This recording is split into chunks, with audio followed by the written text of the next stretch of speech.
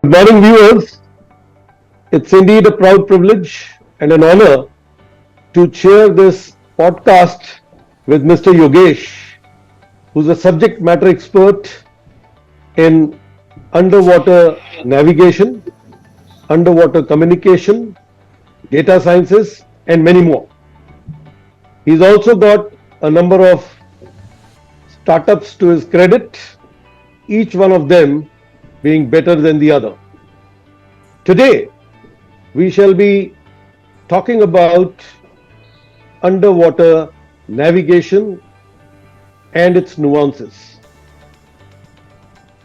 IIT Tirupati has a technology innovation hub in precision and positioning.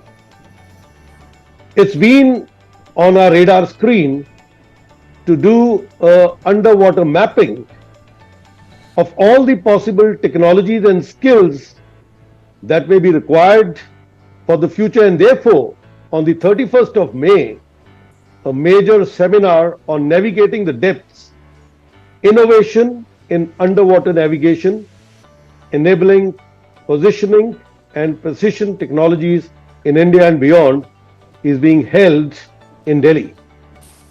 As a precursor to this mega event, we thought it appropriate to get subject matter experts, and Yogesh is on the starter block for it. Let me begin by saying underwater resource dynamics in deep sea has caught global attention in recent times, akin to outer space some 50 years back. And the reason is that the global community by and large has realized that the unfathomed depths of ocean actually create and contain minerals, rare earths, oil, gas, energy resources, and the like. There's a huge potential in each of these. There's a huge potential in aquaculture. It's a great communication channel between nations globally in an interconnected global community. Oil pipelines, underwater tunnels, smart cities underwater in Japan as a kickstart, tourism, and many more things present the commercial visage of underwater. And if statistics have to be believed, then this opportunity by 2030 is 400 billion worth, maybe more. In the same vein, it is observed that the Indian maritime domain actually covers almost the same area as its landmass. It holds almost 80% of the resources, but contributes to only 4% of GDP. So there's a huge opportunity here as well. Now, looking at it from the other dynamics of defense, the military power projection through ships, submarines, autonomous unmanned underwater systems present challenges in domination of the exclusive economic zones and beyond.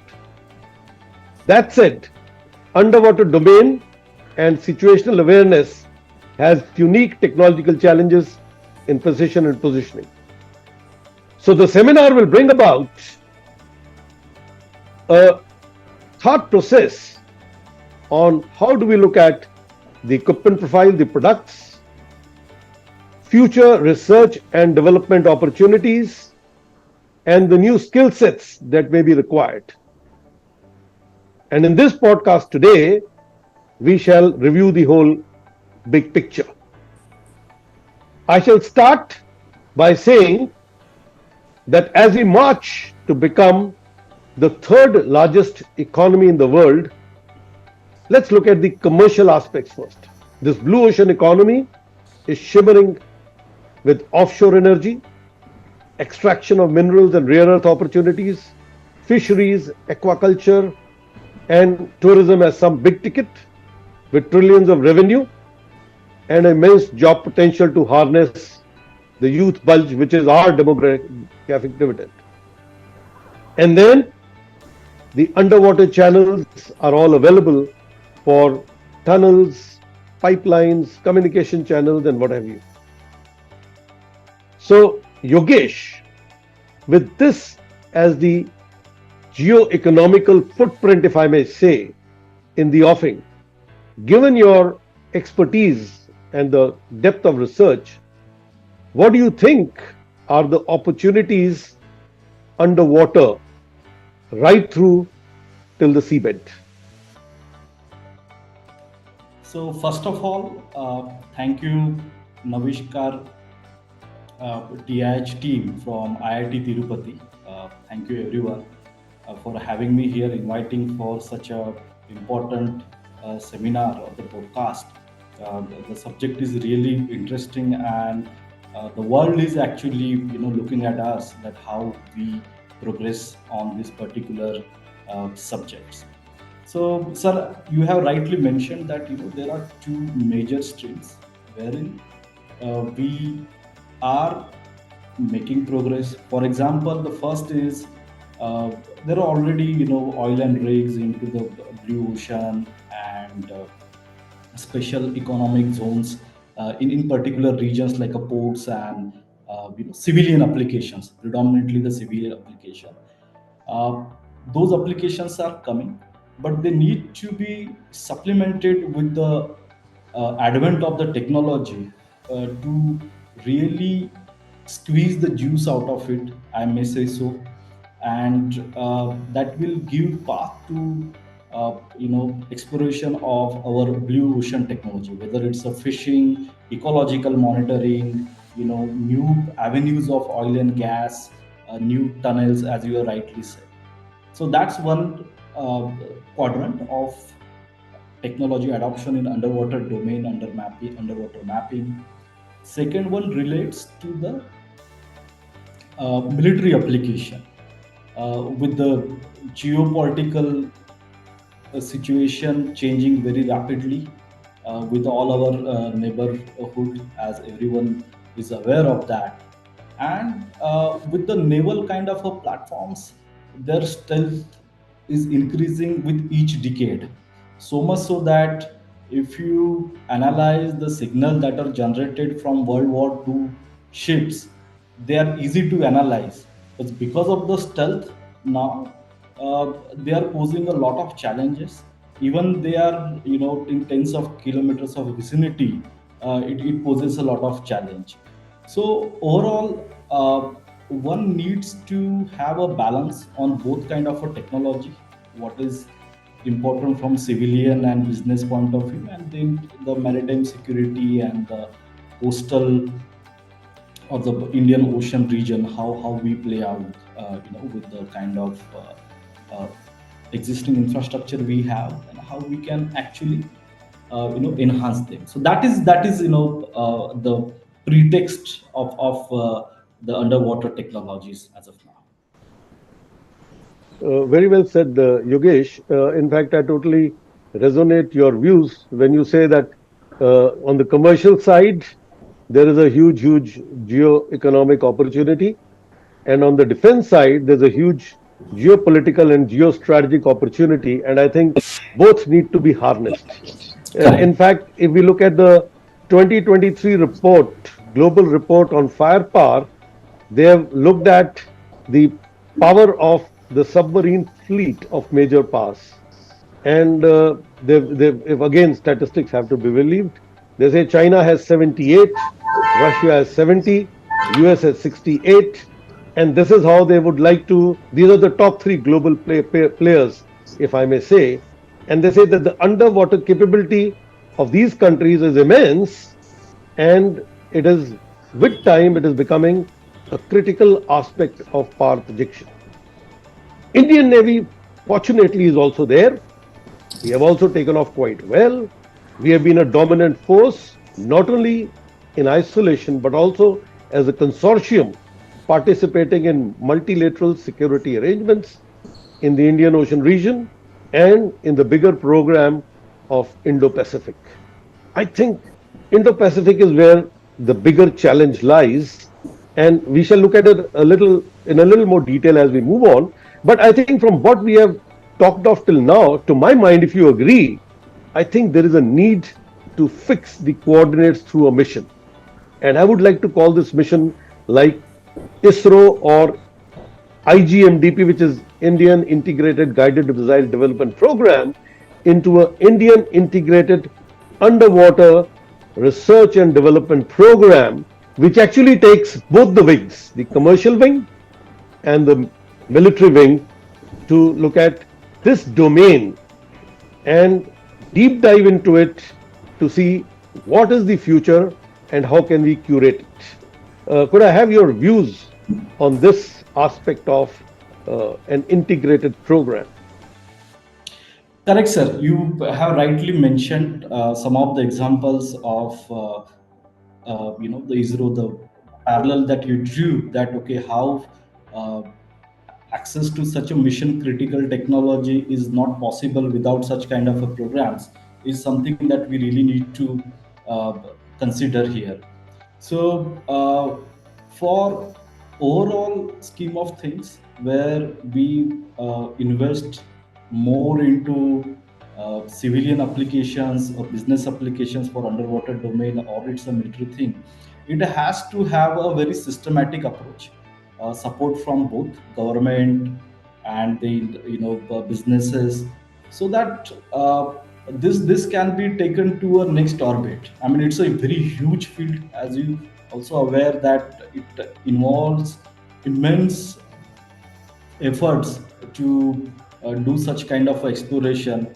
And we have traveled, I would say, hundreds of kilometers in the sky, but when it comes to the underwater, we have not been in that position to achieve that kind of success. So in my view, the priority should be now on going underwater, making those technology far better, seeing the current scheme of things. So definitely it will need a coordinated approach, just like we have space program. Recently, there is some effort, at least at the strategic level, people are talking about. Ex-defense secretary Dr. Ajay Kumar spoke once that okay, blue Shakti Gati, that they are talking about how that will going to change the underwater things overall and impact the economy.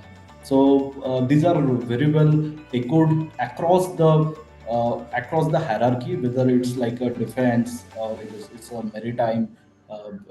maritime policies, and then even ESG things people are talking about. I mean, are we having some kind of major, because of this big trades that are happening through the ship routes, they generate a lot of noise and that disturbs a lot of marine life actually. So do we have some kind of a checks and balances on that, how much noise they are radiating? It is very important because these cargoes and tankers are of huge size, and the kind of noise they generate must be affecting a lot. So whether it's the environment point of view or basically from a strategic point of view, people are talking about now, and there is a lot of impetus government is also putting, and I think in the coming time there will be a coordinated systematic approach to address such a larger issues now. Super. Yogesh, I think you've touched on some very new and fresh chords. Let me articulate by saying that firstly, in the integrated program, it's a huge requirement of academia for TRL 1 to 4 research, maybe academia with industry to look at it from 4 to 6, and industry approach for TRL 7 to 9, because that is how the technology progression will happen. And embedded, therefore, in this academia industry interface would be startups like you, who will actually churn out things very fast, small ideas, small teams, big impact, which you all are creating. And we'll have to look at government support in this program. So therefore, it's actually, once we have a program in place, I think the complete mechanism of a project approach, of a technology approach would get jettisoned into creating the future. And you touched upon some very important issues like we look at space debris. There's a seabed debris, which comprises excreta, a lot of human thrown stuff, maybe plastics and all. And I've been looking at some of these videos as to what sits at the seabed, and of course, in some cases, even the nuclear waste, the industrial waste, and so many other things, which actually also needs to be looked at when we look at it from an environmental and a climate perspective. So really, that's a great thought.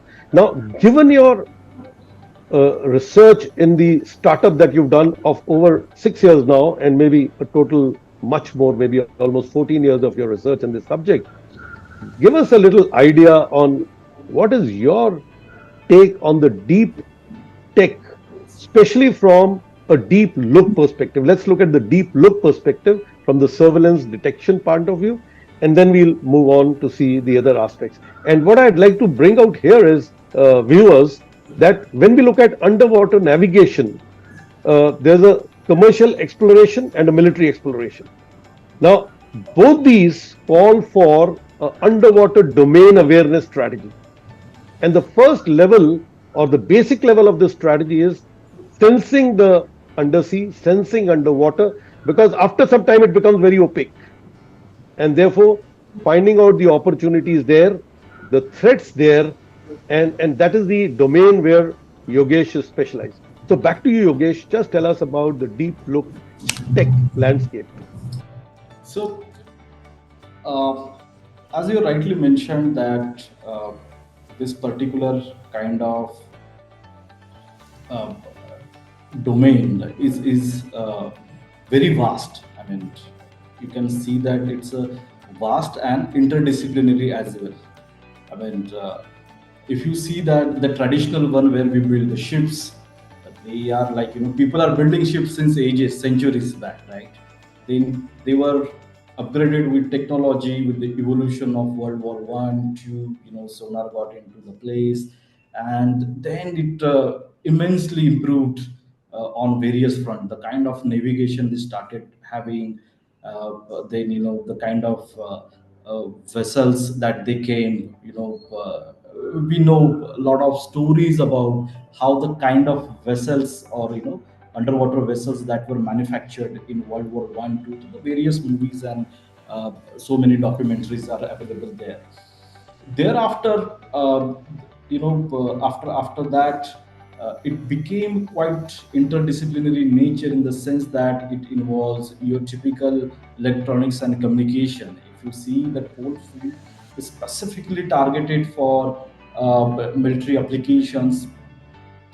Then you have a lot of your navigational things, like people are trying to do a lot of navigational activities which are really supportive, because of the problem that we face when we apply such navigational technologies into the underwater domain. uh, so, for the viewers, I would like to tell you that the liberty and the freedom we have to use so much of a bandwidth on the land is not even, at the fraction of the fraction available into the underwater. So, communication is a bigger problem there. So, overall, if you see, underwater domain is a mix of multiple things, like it's an interdisciplinary field of a lot of sonar thing, then manufacturing of the vessels, they need to optimize for the fuel, EVs, batteries, uh, type of vessels. Then lately we are having, in last 20-25 years, that you might have seen, like remote operated vehicles that are seen in the Titanic movies. A lot of Hollywood, Bollywood movies have started showing them now, but they are actually the reality. I mean, the future that has already passed, they exist now. Underwater autonomous vehicles, those things. So the focus for the DC exploration is also through some kind of a submersible vehicles, like you might have seen the a small submarines, I mean, they are not submarines, but they call the submersibles, which are for the deep underwater tourism. So last year there was an accident. The Titan was the name of that vehicle, which blasted, and it was a very unfortunate event. But just giving you the scope of the technology, and it requires immense support with the various kind of technologies. So that is a larger spectrum of the things. As long as we are concerned at Gardinger Technologies, we worked primarily with the Indian Navy. In the beginning, we worked through the partners for solving some of the problems in underwater domain, especially. So what happens that lately the focus have been shifted to the kind of data you gather from the platforms, whether it's a sonar or a lot of magnetic things are also done, or cameras and other things. And a multimodal data fusion would help you to get more details about your surrounding or situational awareness. That is perhaps not the problem, much of a problem in the land context. So initially we help to interpret the signals better. As I rightly said, majority of the equipments are brought from abroad, and those countries are quite developed, and the cold ocean, they are developed primarily for the cold ocean. And once they start getting using Indian Ocean region, they face a lot of challenges. Performance uh, gets tapered off, and then we need to fill that gap. So that's fill to fill that gap, you need to use a lot of AI/ML. So in general, our focus was always to make existing signals better, improve the signal quality, interpret it better, help user to understand its domain, what are the different targets available. And also that we are into the AI based predictive maintenance of the naval shaft, which helps you to tell that, okay, how my ship's main power transmission line, which is nothing but a shaft and the set of bearings, is going to be there in next 6 months. So idea is that you take the existing equipments uh, context, you have some data capturing around it, and then you make that data analytics on top of that to increase its operational reliability, and then efficiency as well. So these are some of the challenges that are being faced, and we are helping them. Lately we also helping Indian Navy to actually monitor the situational awareness into the region of interest, and they will see that on the screen that you have it's like a control and command centers of one specific part. So we are also initiated that work lately. So these are the things. Of course there exist again a plethora of technologies that goes beyond that. I mean, you have a lot of operational side as well, mechanical things. But I think I'm more inclined onto the data, sonars, imaging things, and then navigation. So that's the reason that it it, uh, it is in that spectrum of the technologies currently. The work that we are doing at the Parinja. Right. You also talked a little bit about challenges in navigation since there is no GPS underwater. Can you highlight that also for the viewers to listen in as to what are the challenges there, and what is your thought on how you could get over this problem, or what are you planning? Yes. So that's very interesting. And in my journey also, I was quite amazed to see what land technologies operate in their prime context, like doing satellite communication, all these things. And the moment we go underwater, uh, they factually don't work. Okay, so the first thing is that navigation. There is no navigation like the GPS. Okay, today most of the things on the land, whether our vehicle and everything, phone, are equipped with the GPS. So it does not, it. I mean, there doesn't exist any kind of a GPS underwater, and people will be really surprised. Then how do they navigate? Okay, for those vessels, surface vessels, they don't have any problem because the ships and they communicate through as if they are traveling on the land. But the moment you go underwater, it is a significant challenge because the Wi-Fi or the wireless technologies that we are currently using has uh, a lot of resistance underwater. They cannot operate. So if you see what communication channels are available, they only operate a few kilometers with a very small bandwidth. Like imagine that you are doing some data transfer in early 90s with a few kbps, and and in a few kbps, its range is also not great. So you end up transmitting a very small data, and it's of no use. uh, so even for those are the submersible vessel, if they want to communicate, if someone thinks that they can call to the base station underwater 3 kilometers down, the answer is no. They need to come to the surface, then make a link to the communication channels, and then they will able to do that one. So that is how we are facing. I mean, uh, again, I should not do that. I'm harping on the fact of the Titan. They could not make any communication, sir, in their last last few hours because of the same. uh, that's the reason navigation is very important. So imagine that how we can do that. So there exist certain inertial navigation systems that were there in the satellite communication. Now they have started making inroads into the underwater domain as well. Then you have inertial measurement system, and then you apply some data mechanism that is also there. Then for a small thing, they are trying to do some kind of a charts. Like if I take some ocean and the part, let's say I want to take a Goa beach, and then I will put certain kind of a acoustic or sonars, and then I will be aware that where I'm going.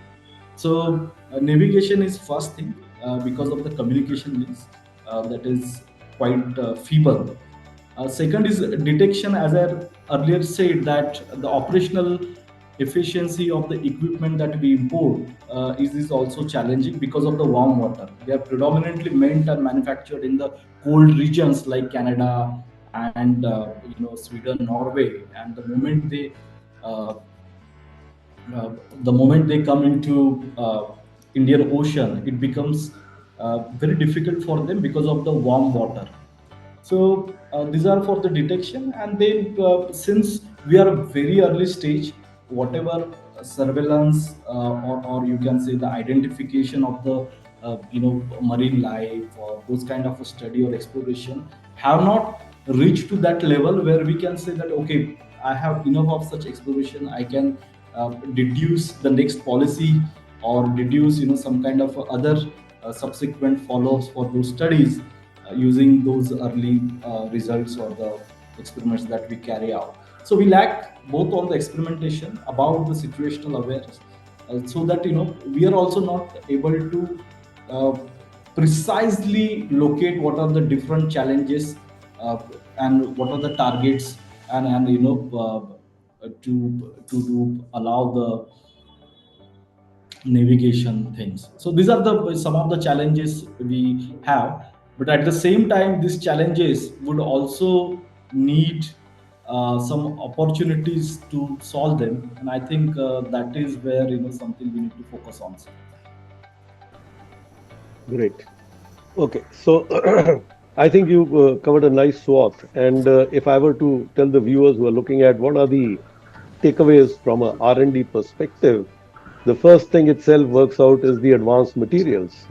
As you go into the depths of ocean, the temperatures go maybe very low, pressures go very high, and you talked of the Titan which exploded. So really, advanced material is one very big area for those who are interested in materials.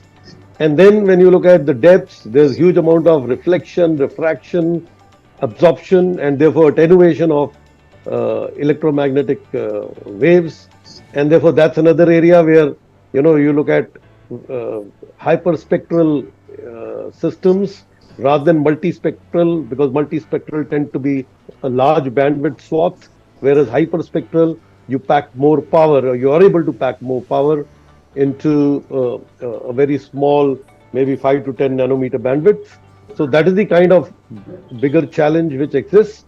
And of course, data analytics is another very big area, because every space under the sea also needs to be mapped.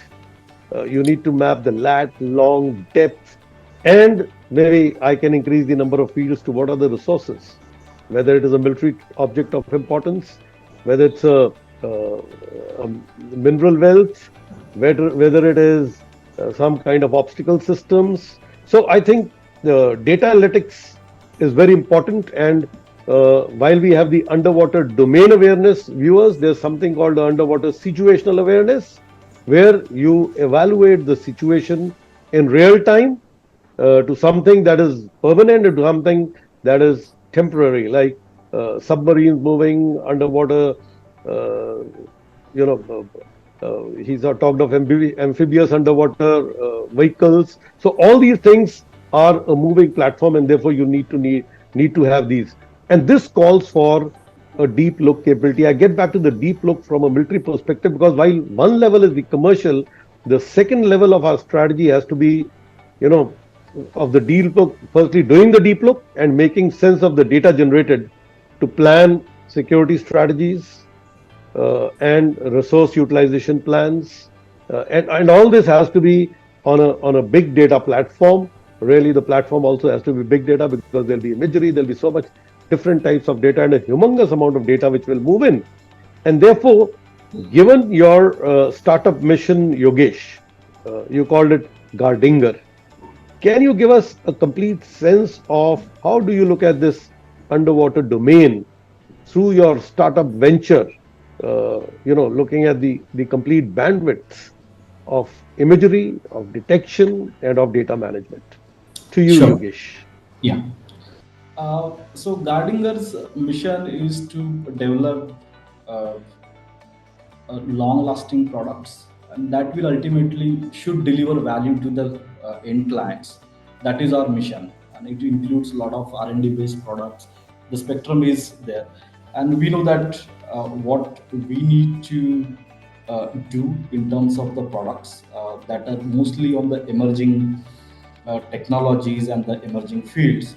So, given the context of aerial hyperspectral imaging, now the problem with current AUVs and the ROVs that they do operate, but let me tell you, they are quite limited in terms of the bandwidth or the distance that they cover. So ROV is 500 meter is good enough for them because it has to be manually operated. AUVs are there, but still they lack a lot of capabilities of the navigation, collision avoidance. I mean, see, if you want to send some AUVs for exploration, let's say for 2 or 3 kilometers, imagine the kind of hurdles it has to face. So we are still in a very nascent phase where someone can send, 20. I mean, just making an example that from AUV will be sent from a 25 kilometers away, and it will come on your own on its own. So that is still far dream because of a lot of things, but not a very distant things. So what is happening these days is that uh, we need to understand that uh, within an existing set of technology they will be there. They will be, of course, uh, upgraded as and when required, and there's still a lot of efforts going on to make it efficient. But we need to understand that we are looking at a very large ocean area. I mean, the kind of uh, ocean that we are surrounded is the Bay of Bengal, Indian Ocean, Pacific, Indo-Pacific is a huge. Okay, so how many? The problem is that how many such AUVs will need to be operated there to have a very meaningful way. The problem is not of the AUVs, but how we can scale up. Okay, the scale up can be come through only from the fusion of the technologies. So aerial AUVs are really good. They are now, even the indigenous one, they are making flight of 24 hours with no fuel, uh, uh, refilling in the air, just using the solar panels and that are going to be there. And they also travel very long. So idea is that you take the drone.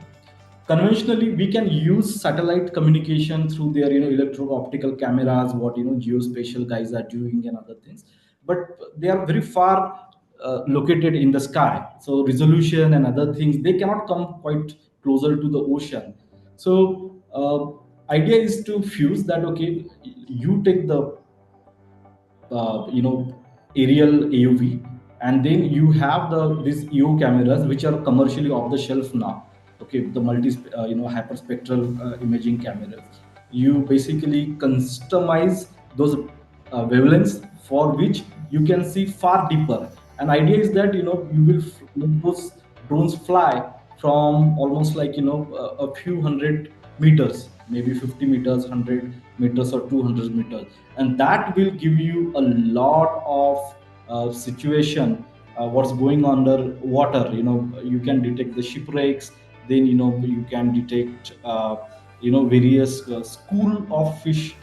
Then you can have multiple multiple usages in both civilian and military domain as well. So thrust is on that. I just give you two example that the first example is, let's say I'm a user, and I'm some kind of a fishing industry, and I want to see that how the pattern might be there of the school of fishes. Okay, if I have some kind of a imagery system by which I can see the difference, how that might have characterized the pattern of fish behavior, how they are depleted, so on and so forth, then that will help me for better judgment to estimate when to go for next fishing. Or imagine, so I give you another military example. In 2016, there is a small aerial or a small aeroplane of Indian Air Force that traveled from Chennai to Port Blair. In that region, unfortunately, it got crashed, and believe me, it took so much time of us to discover the shipwrecks and the things, and that only happened last year in 2023 by National Institute of Ocean Technology. That too with the support of foreign imported equipment. So for the country like us, if it takes 8 years to discover the uh, wreckages of the ships and debris, it's a very different situation. Then another situation you take that. Okay, MH370 Malaysian airline that got disappeared off the grid. Okay, no one has ever clue. People had all those kind of theories. Okay, the kind of Australian navies, Indian navies, and American navies tried to calm that whole ocean region, and the kind of limitation they had, you even imagine that the Australian Ocean, that is very different, it's very turbulent and all those things. So had it been a situation that those kind of aerial vehicles would have scanned that area faster. So here is idea is faster. You get a lot of depth to cover using multispectral hyperspectral cameras. A lot of imagery is there. You scan the data, and then you figure out, okay, that this particular kind of wreckages or the targets exist. So that will definitely help. So that is something very upcoming for both application wise and for the academia. Since we are just scratching the surface, for academia it's a huge opportunity, both in terms of the imagery, how we can have this kind of long endurance flight, and then how we can do the different kind of experiments. So I think it offers immense opportunities to both academia and then those partners you know like startups and the existing business as well, to get the idea of underwater situational awareness, that too in a very rapid manner. Great. Okay. Now, with this, we come maybe to the last question. If you were to look at the tech landscape to tell young budding engineers and scientists as to where should their focus lie when they look at precision and positioning technologies, what would you like to advise them? So that's a very good question, sir. So it contains a mix and match of multiple technologies. Like you need to have a very advanced version of AUVs and the ROVs in terms of the endurance. Then you need to have a really good algorithms for avoiding the collisions and other things. And third is basically how we can do navigation, how we can have underwater GPS kind of a systems in a small, medium, and long areas underwater. So these are the technologies, and then of course it has to be fed with a lot of data intelligence, that whatever underwater data we gather through this navigational system, and then your traditional 3D sonars are also there. So that data fusion, so if I want to club all these things, so multimodal data fusion is important, whether it is coming from the 3D sonars and the imagery, or your inertial navigation system, followed by some path correction. That is also something like a signal processing. So that's one area. And then a battery, and then the endurance, something that we really need to work on for the good navigation. So these are the major components of the stack.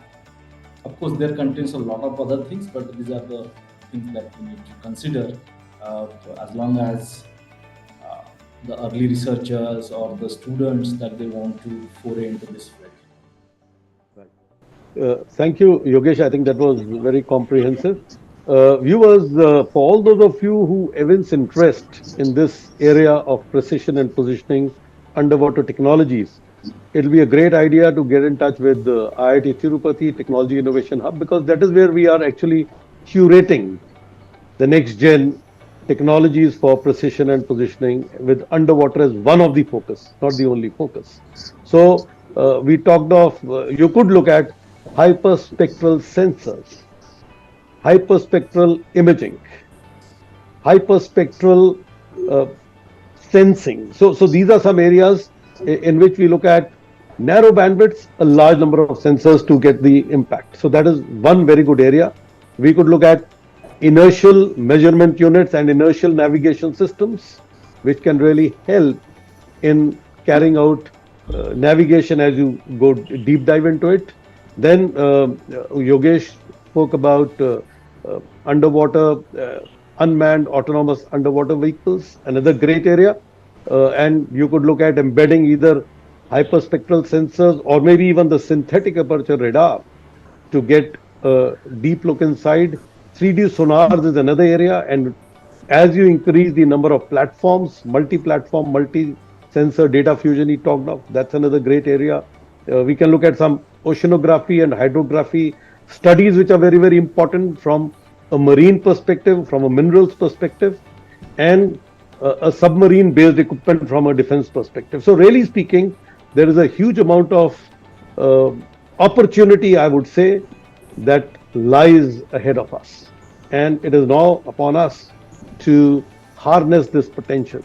While on the one hand, there's an opportunity, on the other hand, there's a medium. And if you were to want to open a startup, do get in touch. It will be a great idea to do a startup, because the ecosystem today helps you bridge the gap between you as a startup, academy on one end, industry on the other, and government and user agencies on the third side. So I think all told, you're going to be the technology leads, and the ecosystem is going to give your technology propulsion.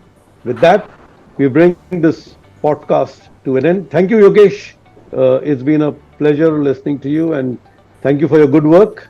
And Yogesh is amongst the startups who's been shortlisted in the Vikas program of for the brilliant work that he's done and he continues to do. And wish you the best in all times ahead, Yogesh. And all the best, viewers. See you again soon. Jai Hind. Yeah. Thank you, sir. Jai.